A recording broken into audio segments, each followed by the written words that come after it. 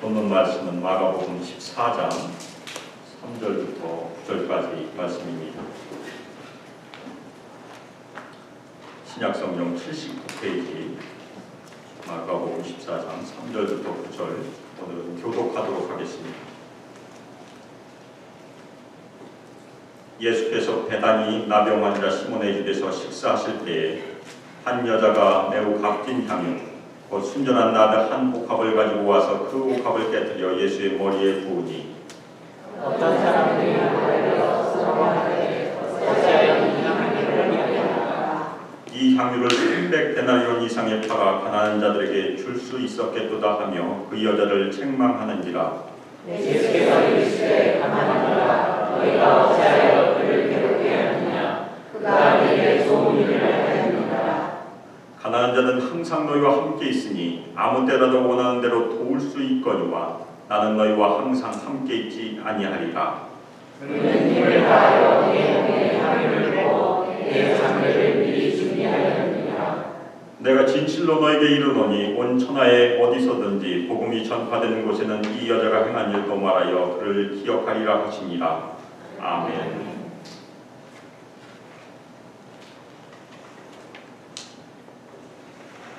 지난주에 신문지 시장을 통해서 많이들 보셨을 것입니다. 3살짜리 난민 아이가 아버지 손을 놓친 바람에 흑사에서 해변으로 밀려온 사진을 보셨을 것입니다. 그것 때문에 세계 곳곳에서 난민에 대한 관심들이 높아지고 있는 것입니다. 제가 켄터키 루이빌에서 신학교를 다닐 때 인터내셔널 사역을 후원하는 교회들 정기적으로 한 달에 한 번씩 방문하고 교제하고 설교를 한 적이 있었습니다. 그때 만났었던 그 북한 난민들이 있었습니다. 약 한 10명 정도의 난민들이 유비에 사셨고 그 중에 한 청년과 아주 좋은 교제를 했었습니다. 자신들의 의지와 상관없이 자신들의 고국을 떠나서 어쩔 수 없이 남미에 처지가 된 사람들이 많이 있습니다. 특별히 켄터키 루이빌 남쪽 지역에는 많은 난민들이 살고 있습니다. 저희가 잘 아는 소말리아 난민들도 있고 수단에서 온 난민들도 있고 쿠바에서 온 난민들도 있고 당연히 베트남 사람들 많이 있었습니다. 저는 그곳에서 한 몇 개월 동안 아메리카나라는 그런 커뮤니센터에서 학생들의 숙제를 도와주는 그런 사역을 했었습니다. 그래서 소말리아에서 온 아이들을 많이 만난 적이 있었습니다. 지난주에 동역에 대해서 이야기하면서 동역이라는 의미가 원어로는 수너보스라고 말씀드렸고 그 커피숍이 켄터키 루이빌에 있다고 말씀드렸었습니다. 그리고 제가 교회 개척 인턴을 했던 안디옥 교회 이야기도 말씀을 드렸습니다. 이 안디옥 교회는 미국인들이 교회를 개척했지만 개척 초기부터 의도적으로 다른 나라 사람들, 특별히 난민들을 받아들였습니다. 입양을 한 것입니다. 그래서 그들과 교제하면서 예배를 함께 드리기 시작했습니다. 그래서 처음에 함께한 그룹이 아프리카에서 건너온 난민, 부룬디 그룹이 있었고 그리고 중동에서 건너온 이라크 난민, 크리스찬 그룹이 처음 참여했던 그런 그룹이었습니다. 지금은 네팔 사람들도 있고 여러 난민들이 있습니다. 저는 그 중에서 버마에서 건너온 카렌 난민들, 특별히 아이들과 교제하면서 그들을 안디옥 교회와 연결시켜주는 그런 사역을 하고 있었습니다. 카렌 족속은 버마 안에 약 5%를 차지하는데 인종이 다릅니다. 이 버마 사람들은 약간 얼굴이 검지만 이 카렌 사람들은 티벳에서 왔기 때문에 저희와 얼굴이 거의 비슷합니다. 그렇지만 결국에는 여러 가지 차별을 당해서 태국으로 난민이 됐고 결국에 미국으로 많이 와 있습니다. 제가 안디옥 교회와 함께 사역을 하면서 여러 그룹 중 이라크 그룹은 한 용기 있는 여자로부터 시작되었다는 얘기를 들었습니다. 한 이라크 여자가 어떤 계기를 통해서 이라크 안에서 예수를 믿었습니다. 예수를 믿기가 쉽지 않은데 어떤 계기를 통해서 예수를 만나게 되었습니다. 그런데 예수를 믿은 지 얼마 안 되어서 생명의 위협을 경험하게 됩니다. 그래서 기적적으로 이라크를 탈출을 하고 국경을 넘어서 요르단으로 건너가게 됩니다. 그래서 요르단에서 난민으로 체류를 하다가 난민 신분으로 미국으로 건너왔습니다. 그래서 미국에서 이라크 남자를 만나서 결혼을 하게 됐고 그 남편 역시 예수를 믿고 크리스찬이 되었습니다. 그리고 부모님과 다른 가족들을 하나씩 미국으로 초청하고 큰 가족을 이루었고 그 가족들이 이 여자의 전도로 예수를 믿고 이라크 크리스찬 그룹을 형성하게 된 것입니다. 한 연약한 여자가 자신의 믿음 때문에 난민이 되었지만 오히려 용기를 가지고 결단으로 많은 이라크 사람들에게 예수님을 전했고 예수님을 믿게 한 그런 중요한 아름다운 이야기입니다. 오늘 하나님의 말씀에서도 우리는 한 용기 있는 여자를 만나게 됩니다. 이 여자의 아름다운 헌신은 2000년이 지난 지금까지도 아름다운 향기를 나타내는 그런 이야기입니다. 오늘 말씀에 등장하는 한 여자의 헌신을 통해서 예수님을 사랑하는 삶이 무엇인지 가슴에 새기는 그런 시간이 됐으면 좋겠습니다. 오늘 말씀을 보면 저희가 잘 아는 것처럼 한 여자가 매우 값진 향유를 예수님의 머리에 부었습니다. 이 향유는 본문에 의하면 순전한 나드였고 이 여자가 깬 것은 옥합이었습니다. 다른 사람들의 불평에서 알 수 있듯이 이 향유 옥합의 가격은 약 300데나리온, 300일의 품삯에 해당하는 아주 큰 가치의 향유였었습니다. 1년치 셀러리에 해당하는 것입니다. 물론 이 여자가 돈을 벌어서 자신이 향유를 샀을 가능성은 별로 없습니다. 그 당시에는 여자가 직업이 없었기 때문에. 그래서 아마 그 집안의 재산 중에 하나였었고 저희가 이야기로는 이 여자가 결혼할 때 가지고 가는 지참금 중에 하나였을 가능성이 있습니다.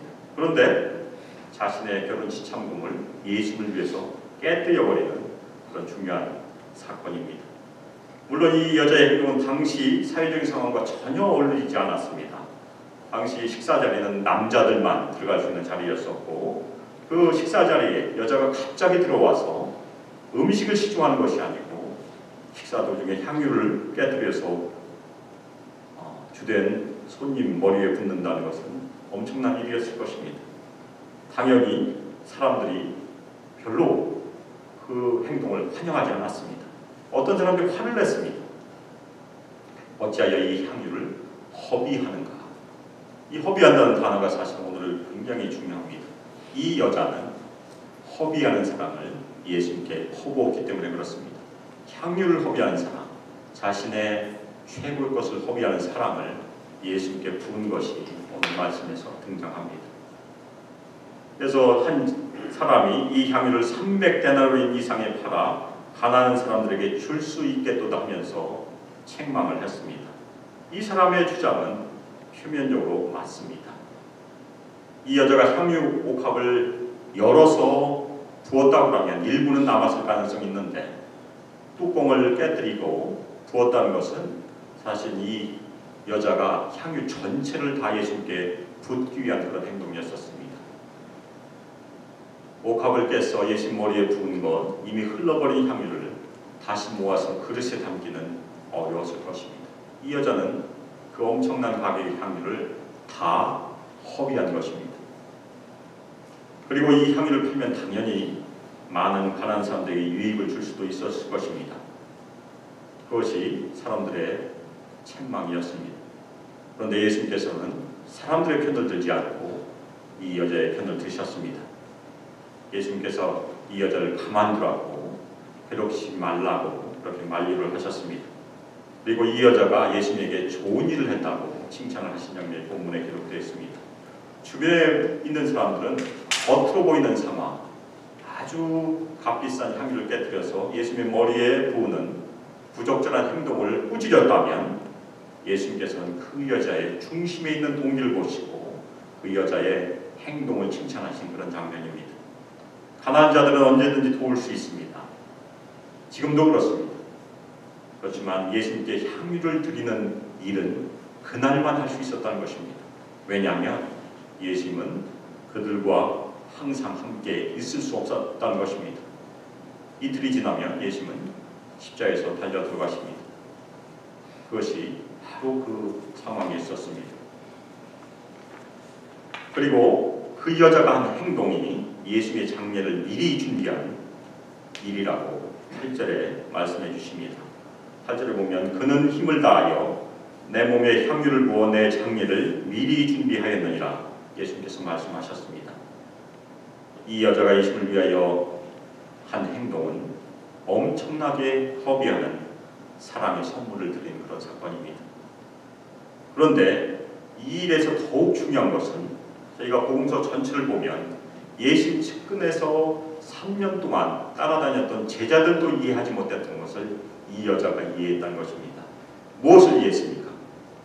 예수님께서 3번이나 반복해서 예수님의 고난과 죽으심을 제자들에게 얘기했지만 제자들은 이해하지 못했습니다. 받아들이지 않았습니다. 그런데 이 여자는 예수님의 고난과 죽으심을 이해하고 그것을 믿고 예수님의 몸에 장례를 위해서 향유를 부은 그런 일입니다. 복음서에서 예수님의 고난과 죽으심을 이해하는 첫 번째 유일한 사람으로 이 여자가 등장하는 것입니다.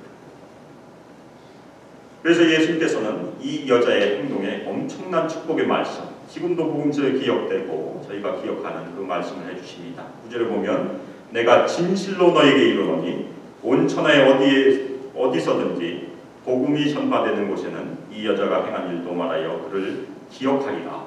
예수님께서 말씀하셨습니다. 예수님의 말씀대로 이 여자의 행동은 복음서에서 기록되어 있고 이 여자가 행한 일은 저희가 반복해서 기억하고 있습니다.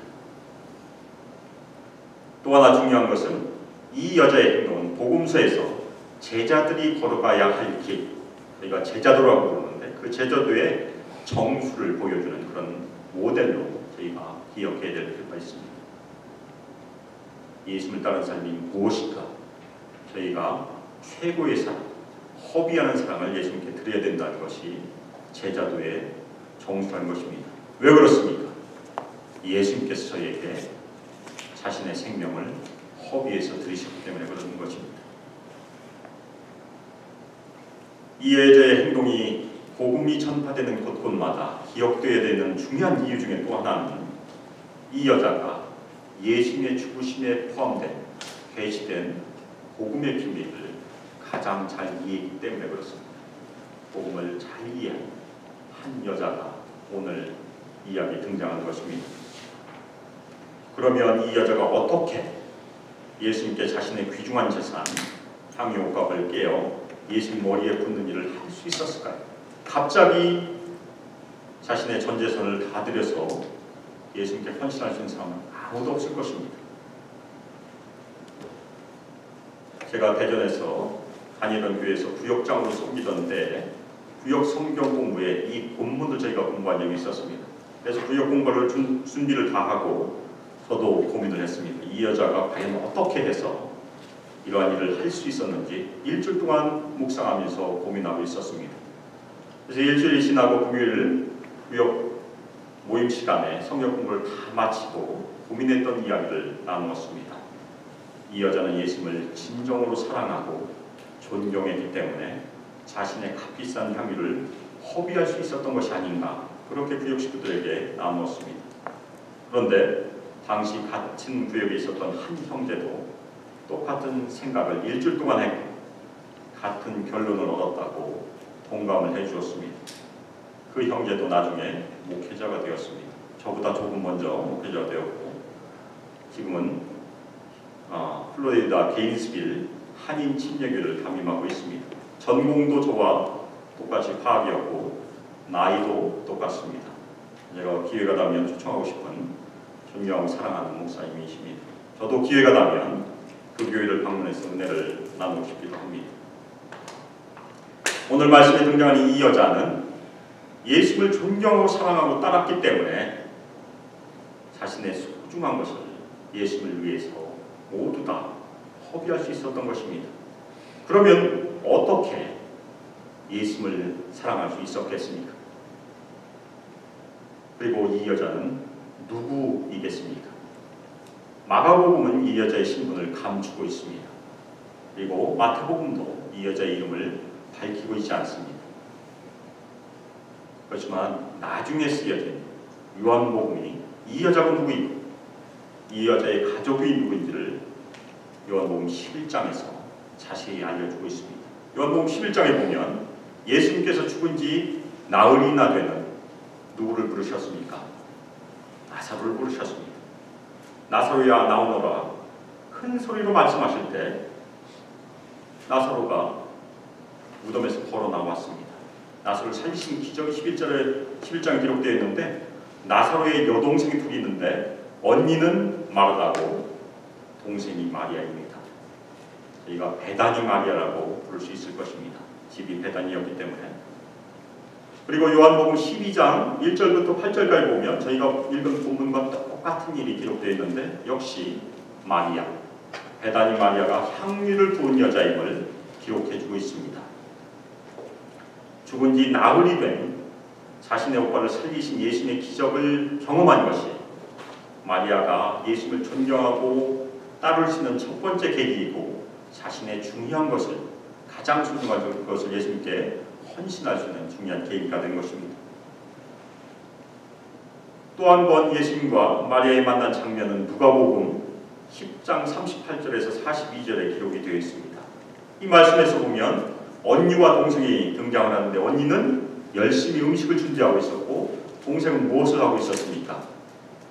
예수님의 발 앞에 앉아서 예수님의 말씀을 듣고 있었습니다. 그래서 저희가 보통 언니 마르다는 행동형이고 열심히 일을 하는 행동형도 소중합니다. 교회에 행동형이 많아야 됩니다. 그래야 저희가 열심히 여러 가지 행사를 할 수 있습니다. 다 묵상형이 되면 어렵습니다. 동생 마리아는 묵상형이었습니다. 예수님 말씀을 사랑하고 듣고 있는 그런 행동을 저희가 복음서에서 목격할 수 있습니다. 마리아는 예수님의 어머니 마리아처럼 이름이 똑같지만 하여튼 예수님의 어머니 마리아처럼 하나님의 말씀을 가슴에 품고 담아두고 묵상하는 그런 특징을 갖고 있었던 것입니다. 그래서 마지막 일주일을 예수님께서 베다니 나사로 집에서 머무셨습니다. 아주 친한 집이었습니다.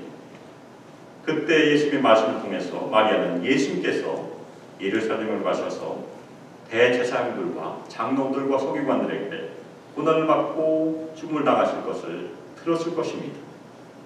또 하나 그 죽으심은 그냥 죽으심이 아니고 인자로 이 땅에 오셔서 많은 사람의 대속물로 자신의 목숨을 드리신 것도 들었을 것입니다. 그 말씀을 들었을 때 마리아는 예수님께서 많은 사람들의 대속물로 자신의 생명을 드리심을 가슴에 새겼습니다. 그리고 그 죽으심이 자신을 위한 죽으심도 포함된다는 것도 가슴에 새겼을 것입니다. 그래서 마리아는 예수님의 죽으심이 많은 사람을 위한 죽으심임을 믿고 예수님의 장례를 위해 값비싼 향유 나드 옥합을 깨뜨려 예수님의 머리에 그때 부은 것입니다. 그러면 마리아는 예수님의 죽으심과 부활 이후에 어떠한 삶을 살았을까요?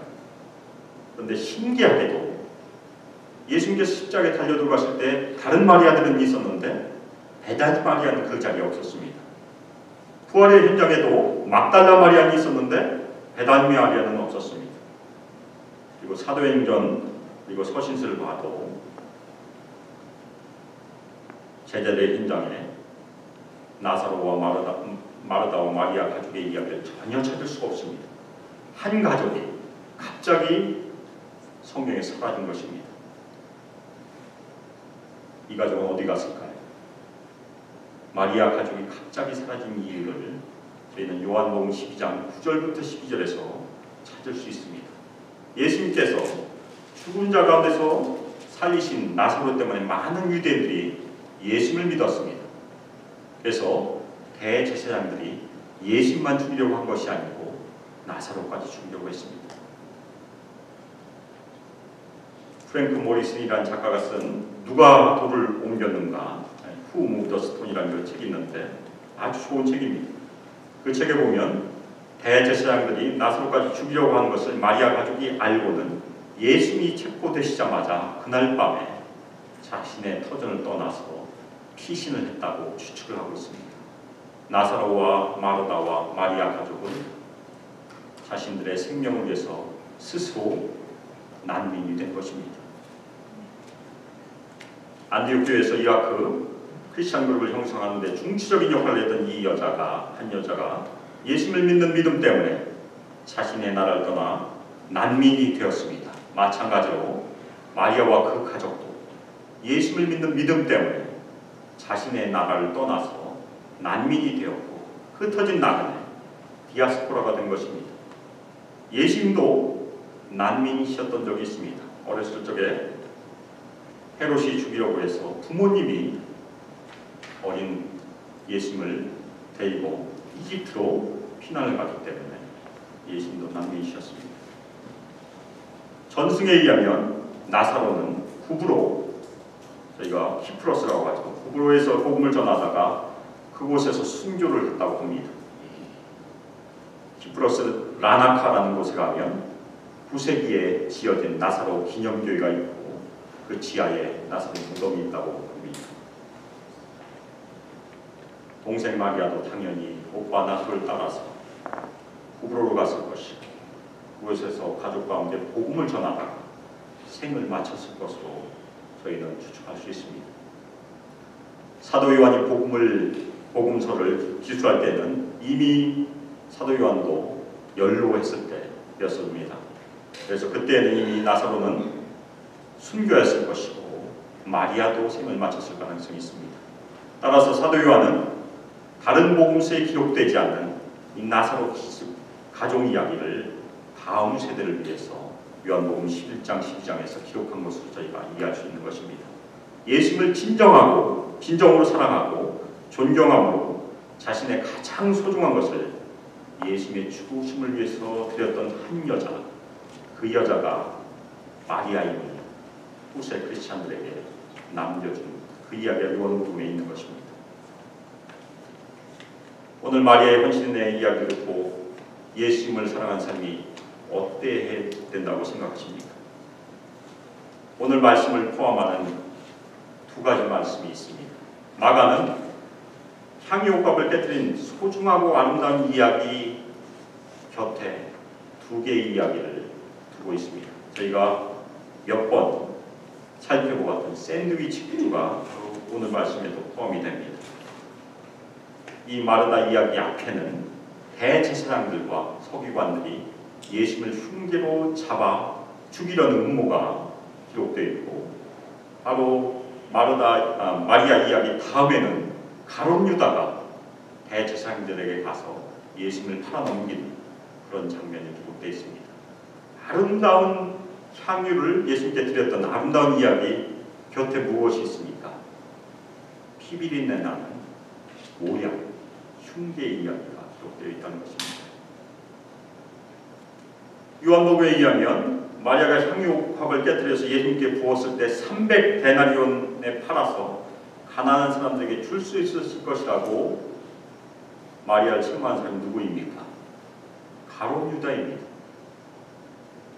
이 가룟 유다가 이런 말을 한 이유가 무엇입니까?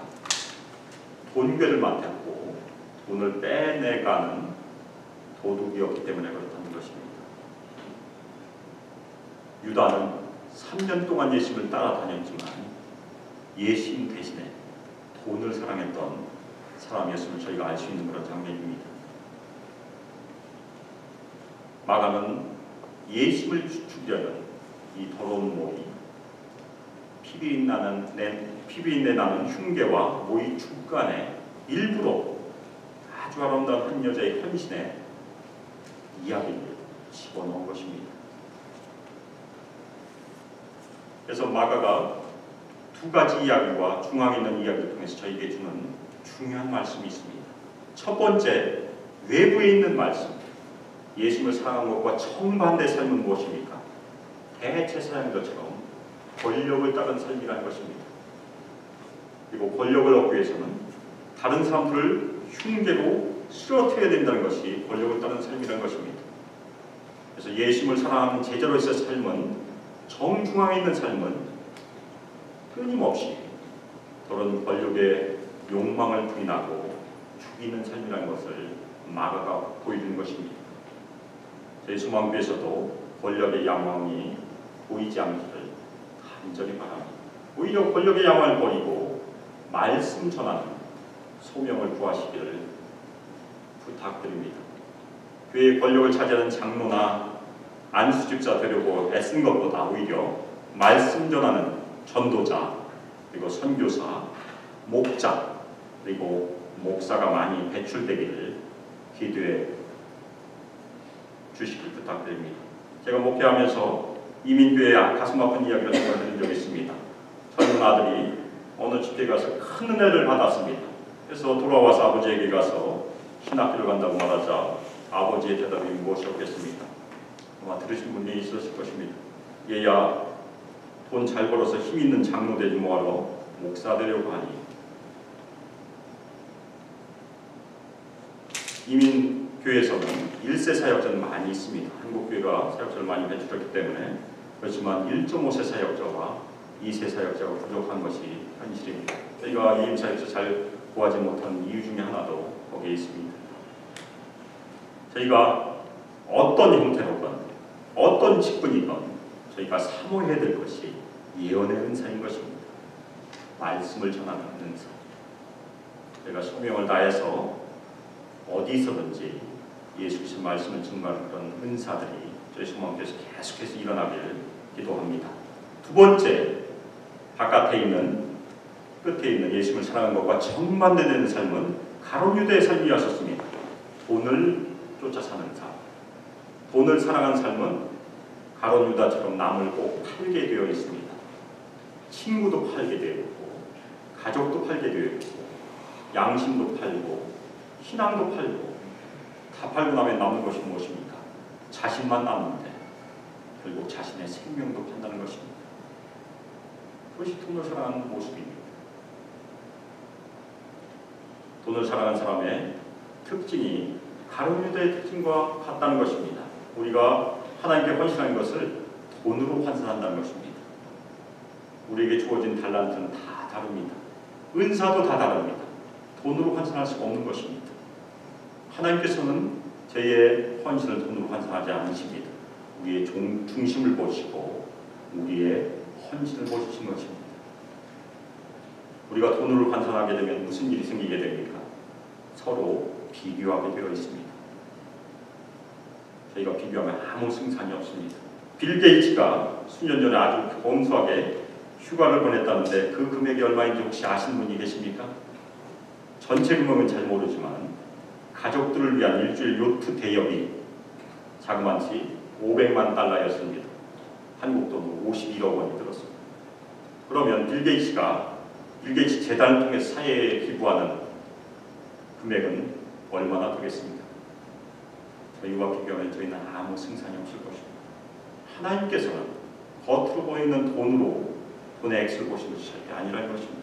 오히려 우리에게 주어진 달란트에 최선을 다하는 마음과 동기를 보신다는 것입니다. 이민사에서 열심히 돈을 버십시오. 고생하시면서 열심히 돈을 버십시오. 요한 웨슬리가 설교했던 중요한 설교 내용입니다. 열심히 돈을 벌어야 됩니다. 그리고 그 돈을 자신과 가족을 위해서 당연히 열심히 쓰셔야 합니다. 그리고 남을 위해서도 복음 전파를 위해서도 돈의 일부를 열심히 헌신하십시오. 저희가 열심히 노력해서 번 돈의 일부를 하나님께 드리는 것은 그 돈 전체가 하나님 것임을 저희가 고백하는 행동인 것처럼 마찬가지로 저희가 일부를 하나님께 드리는 것은 무엇입니까? 돈에 대한 욕심을 저희가 부인한다는 것 고백이 되는 것입니다. 저희가 돈을 열심히 벌고 열심히 사업을 하고 저희 생업에 충실을 하되 돈을 항상 따라오는 권력의 욕구를 부인하고 죽이는 길이 사실은 중심으로 향하는 핵심으로 향하는 그런 길이라는 것입니다. 겉에 있는 삶은 예수를 사랑하는 삶의 정반대의 길입니다. 그러면 중심에 있는 삶이 무엇입니까? 그것이 오늘 마리아가 저에게 보여준 그런 삶의 모습입니다. 그 삶은 예수님께서 이 땅에 하나님께 순종하고 오셔서 고난과 죽으심의 길을 걸은 것을 잘 이해하고 그 길을 따르는 삶이라는 것입니다. 마리아가 가지고 있던 자신의 최고의 것을 예수님을 위하여 희생한 그런 행동이었습니다. 저희는 무엇을 드려야 할까요? 저희 또한 이 땅에서 저희를 사랑하심으로 자신의 생명을 우리를 위해 드리신 예수님께 우리의 최선을 드려야 되는 것입니다. 저희가 무슨 일을 하든지 우리가 하는 사업이나 우리의 직장이나 그리고 집에서 일하는 가사일이나 어떤 고난의 현장에서든지 하나님께 순종함으로 최선을 하나님께 드리는 것이 예수님을 사랑하는 일입니다. 말의 은사가 있으면 당연히 말로, 저희가 건축의 은사가 있다면 건축으로, 전기를 잘 다루시면 전기일로, 자동차를 잘 알면 자동차 엔지니어로, 음식을 잘 만들면 음식으로, 그리고 꽃을 잘 바꾸시면 아름다운 꽃으로 우리의 은사와 모든 직업을 통해서 하나님과 이웃을 사랑하는 길이 사실은 저희가 최선을 다할 수 있는 중요한 길이라는 것입니다. 하나님께서는 우리의 겉모양을 보시지 않습니다. 오히려 우리가 최선을 다하게 된 우리의 마음의 동기와 태도를 보신다는 것입니다. 저희 소망교회 모두가 외부로 향하지 않고 중심으로 저희 삶을 드리는 좁은 길을 따르시기를 예수 그리스도의 이름으로 축복하며 기도합니다. 외부로 향한 권력의 욕망을 부인하고 돈의 욕망을 부인하고 중심으로 향한 생명의 길을 따라 예수를 깊이 사랑하시기를 간절히 축복하며 기도합니다. 이 땅에서 생애를 마감한 순간까지 이거 마리아처럼 아름다운 향기를 많은 사람들에게 전하는 향기로운 인생들이 되시기를 예수 그리스도의 이름으로 축복하며 기도합니다. 이 시간 합심해서 기도하겠습니다. 여기 오늘 베다니 마리아가 향유옥합을 예수님께 드렸던 그 헌신을 저희가 기억하고 묵상하시면서 저희가 이 땅에 하나님께 주신 달란트들 감사함으로 우리가 최선을 다해서 많은 사람들을 위해서 그리고 하나님을 위해서 그리고 저희 교회를 위해서 어떤 모양으로는 최선을 다해서 드리는 삶이 될 수 있도록 우리 모두를 축복하시길 시간 합치면서 기도하겠습니다.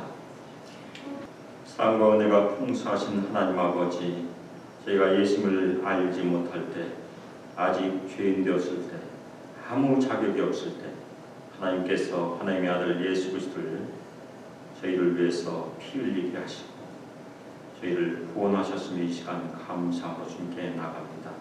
저희가 그 사랑을 늘 가슴에 새기게 주님께서 이 모두를 축복하여 주시며 저희가 이 땅에 살면서 생명이 유지되는 동안에 늘 하나님 그리고 예수 그리스도를 사랑하도록 저희 모두를 축복하여 주시길 시간 간절히 기도합니다. 저희를 소망교회 한 가족으로 모아주시며 저희가 함께 예배를 드리며 함께 수고하고 헌신하게 하시는 이 시간 감사드립니다. 저희 소망교회가 이 땅에 존재하는 순간까지 하나님을 사랑하며 이웃을 사랑하는 교회로 예수 그리스도를 본받아 서로 사랑하는 교회로 주님께서 축복하여 주시기를 간절히 기도 올려드립니다. 저희 중에 육신이 연약한 자가 있습니까? 영혼에 상한 자가 있습니까? 예수 그리스도의 보혈로 저희 모두를 덮어주시고 저희 영혼이 잘된 같이 저희 육신도 강건하며 저희가 하는 모든 일에 주님께서 은혜를 부어주시며 형통케 하여 주시기를 간절히 기도 올려드립니다. 이제는 주 예수 그리스도의 은혜와 하나님의 사랑과 성령 하나님의 감동 안에서 예수 그리스도를 깊이 사랑함으로 저희의 전부를 하나님께 드려 헌신하기를 소망하는 결단한 저희 소망교회 성도들 위해 하나님의 아들과 딸들 위해 함께하기를 주 예수 그리스도의 이름으로 축복하며 기도합니다. 아멘.